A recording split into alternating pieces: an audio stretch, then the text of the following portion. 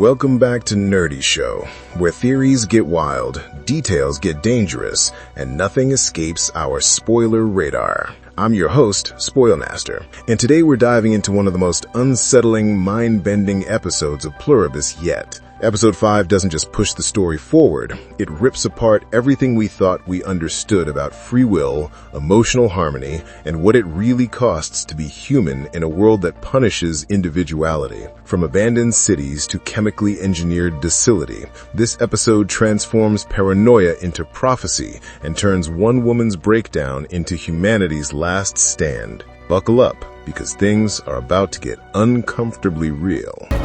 Won't you fucking come loose?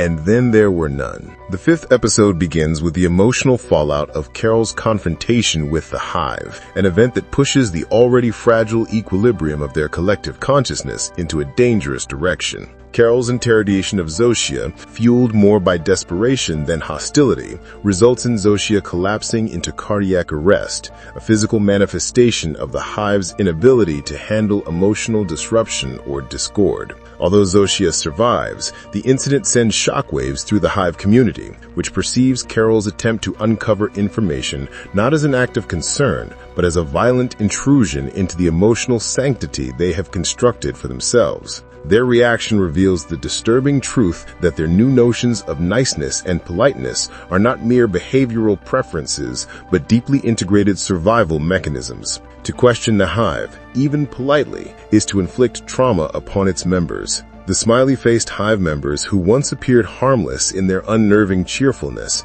now look emotionally broken. Their expressions droop, their demeanor shifts into an uncanny vacancy, and their responses to Carol become coldly procedural. Instead of confronting her, debating her concerns, or even expressing hostility, they choose avoidance as their weapon. One by one, in a bizarre, eerily coordinated mass exodus, they leave Albuquerque. They board cars, buses, planes, anything that moves, and abandon the city with stunning efficiency. The speed and synchronicity of their departure make it clear that they are not running from the world, but from Carol herself. Her refusal to conform has made her a contaminant in a system built on compulsory emotional uniformity, and their instinct is to remove the variable rather than address it.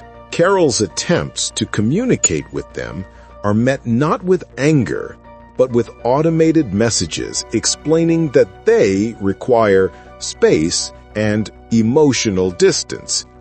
This mixture of courtesy and avoidance is more chilling than open hostility, because it frames Carol as a problem without assigning her humanity.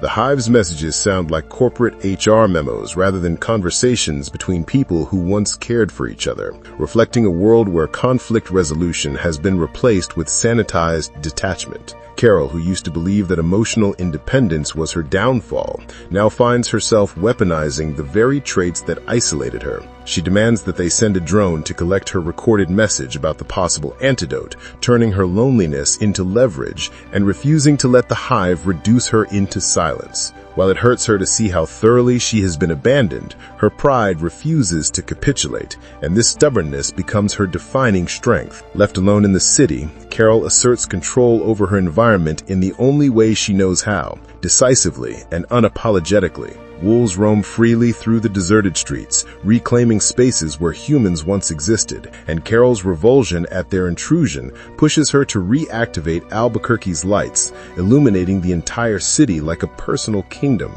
The act is defiant, theatrical, and emotionally raw, demonstrating that Carol would rather preside over an empty, illuminated wasteland than dissolve into the Hive's quiet oblivion. Her isolation, painful as it is, has become a sanctuary where her thoughts are still her own. Idea. What makes it this color? What would you call that? Amber?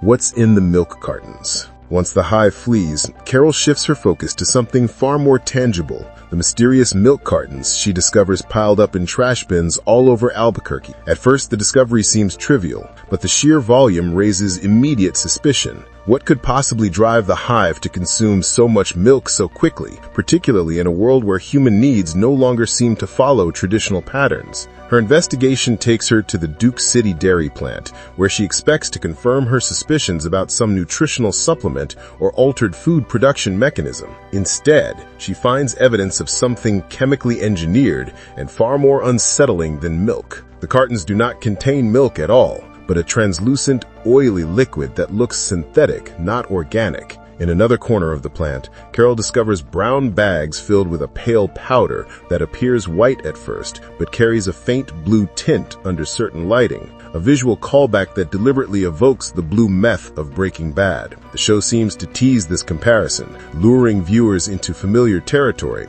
but Carol quickly disproves the meth theory by testing the liquid's pH level and finding it neutral.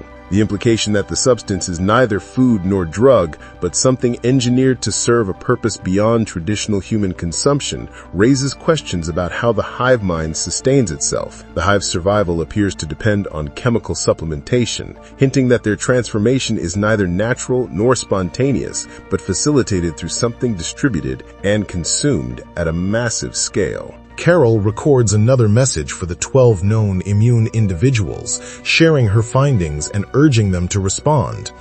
Unlike the hive, these people have retained their individuality, even if they reject the weight of responsibility Carol has placed on herself. Yet the information she possesses is too significant to ignore. Whether they respond out of curiosity, fear, or the gradual erosion of their denial, it becomes clear that her discoveries will soon force them to either acknowledge her or confront the consequences of silence. Carol begins to realize that the hive mind isn't just a behavioral phenomenon. It requires a literal input, something ingested, repeated, and centrally controlled. The milk cartons aren't a quirk of consumption. They are infrastructure. For the biblically shitty mood in which I will no doubt find myself. What does Carol find in the AgriJet storage room? Carol's grief remains a potent undercurrent in this episode, shaping her decisions and giving her the emotional endurance to pursue truths others refuse to see. Her love for Helen becomes a channel for her anger, her frustration, and her determination.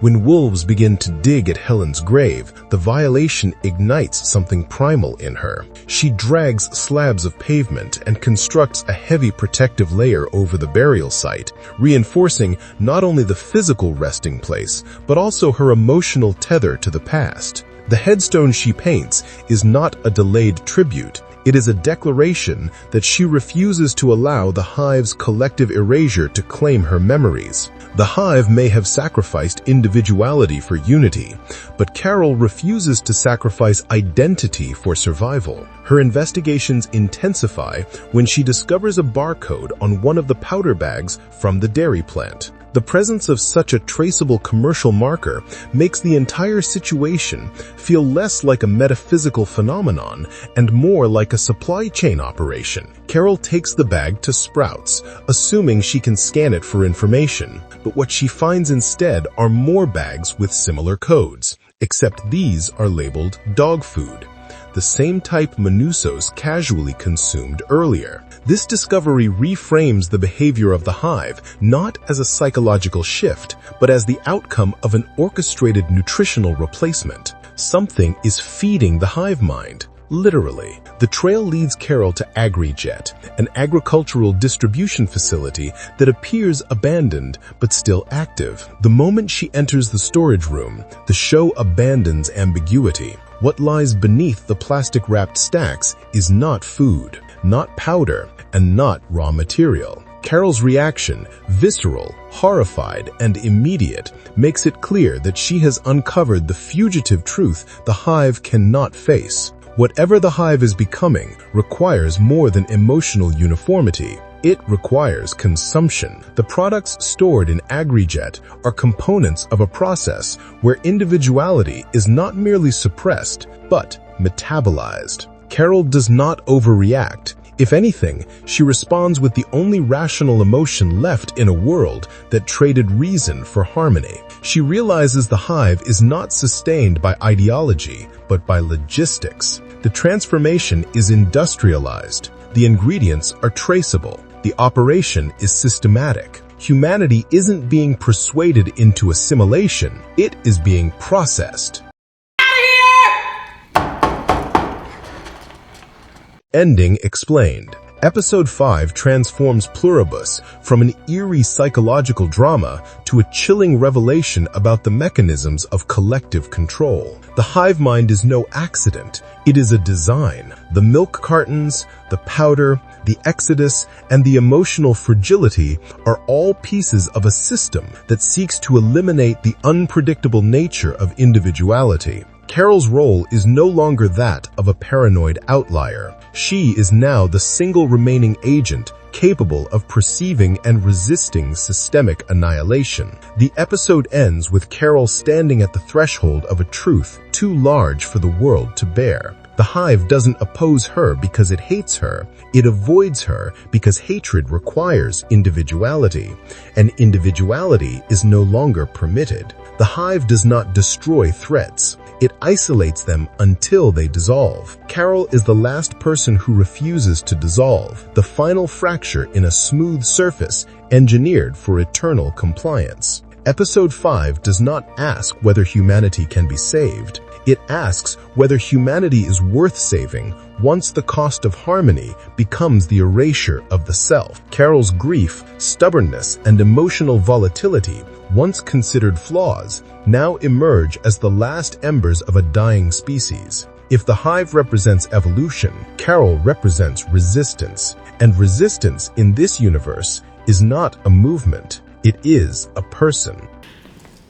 Anybody here? No, what the heck, I'll laugh anyway.